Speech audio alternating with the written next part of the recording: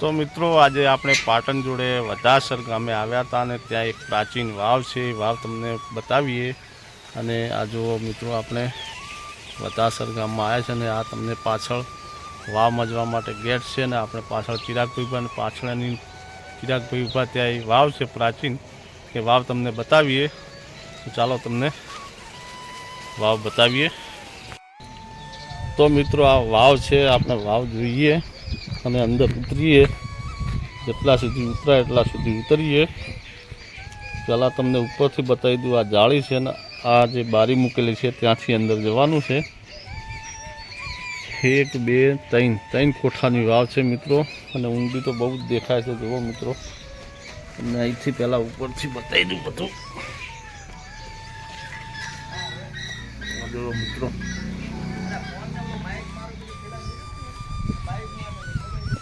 તો ચલો મિત્રો તમને ઉપરથી પહેલાં બતાવી દઈએ, પછી અંદર ઉતરીએ.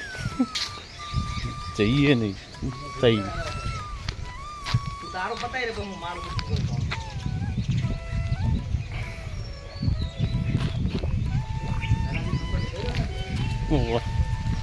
આ જુઓ મિત્રો, આ મંદિર જેવું આમ બનાવેલું છે, થંભ છે પણ મંદિર ટાઈપનો આકાર આપ્યો છે.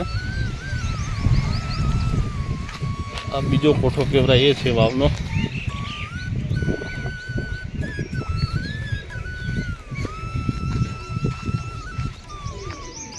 વાવ આ કૂવો મિત્રો હાલ ખાલી જ છે અને આ કહેવાય છે કે સોલંકી વંશો જે બંધાવેલી છે તેમના વખતની આ વાવ છે મિત્રો. અને એક આ જે પાછળ તળાવ દેખાય છે એની પેલી સાઈડ પણ વાવ છે, એ પણ તમને બતાવીએ. અને હવે આપણે ઉતરીએ અંદર, તો તમે બ્લોગનું બન્યા રહો. તો મિત્રો આપણે અંદર આવી ગયા અને હવે તમને બતાવીએ વાવ. અંદર જઈને જુઓ કેવી છે મિત્રો. સોલંકી સમયમાં તમને વાવ મંદિર વધારે જોવા મળશે અને ખાસ કરીને તો સોલંકી સમયની અંદર વાવ તમને વધારે જોવા મળશે. ગુજરાતનો સ્વર્ણકાળ એટલે કે સોલંકી યુગ. સ્વર્ણકાળને એમને એમ નથી કહેવાતો મિત્રો, એની અંદર ઘણું બધું આવે છે. ઇતિહાસની રચના થઈ હોય, રાજા સારો હોય, પ્રજા સારી હોય, એ જગ્યાએ પ્રજાના કલ્યાણના કામો થયેલા હોય અને પ્રજા શાંતિથી રહેતી હોય, એટલે એને સ્વર્ણ યુગ કહેવાતા હતા. અને મિત્રો તમે પાટણ જિલ્લાની અંદર અને બનાસકાંઠાના આજુબાજુના ભાગમાં તમે ફરશો એટલે તમને ડગલે ને પગલે સોલંકી યુગ વાઘેલા વંશના અહીંયા અનેક અવશેષો મળશે. એટલે કે જૂની મૂર્તિઓ, પાળિયા, મંદિરો, વાવો, આવું ઘણું બધું કહી શકીએ. અને મિત્રો આપણો વારસો હજી સુધી લોકો સાચવી રહ્યા છે, તે ખૂબ જ સારું કહેવાય. ચલો મિત્રો તો હવે જઈએ નીચે.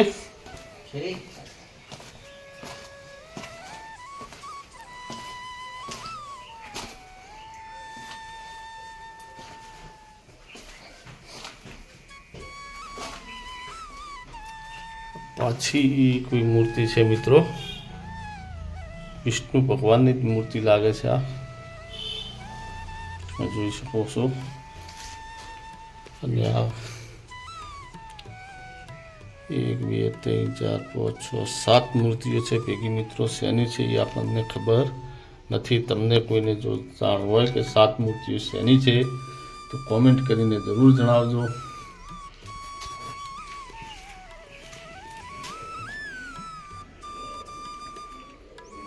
હવે છેલ્લે બતાવી દઈએ.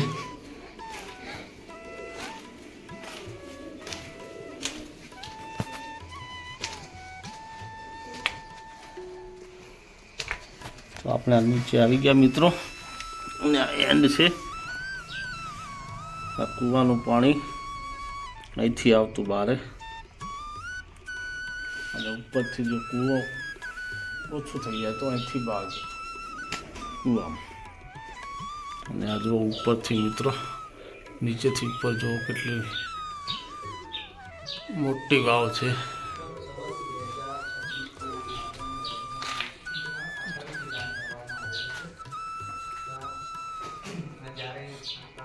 આટલી લાંબી વાવ છે, તમે જુઓ મિત્રો.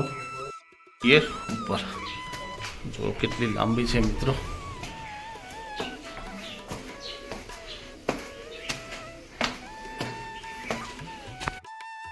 આ મિત્રો કૂવો છે, એ સામે વાવ હતી અને આ કૂવો છે. તો આ કૂવો પણ તમને બતાવી દીધો. આ જો તળાવની અંદર છે કૂવો. જો તમને અમારો આજનો વિડીયો સારો લાગ્યો હોય તો વિડીયોને લાઈક કરજો, શેર કરજો અને સબસ્ક્રાઈબ કરજો. અને આવી જ જૂની ધરોહરો જોવા માટે અમારી ચેનલને ફોલો કરતા રહેજો. જય માતા.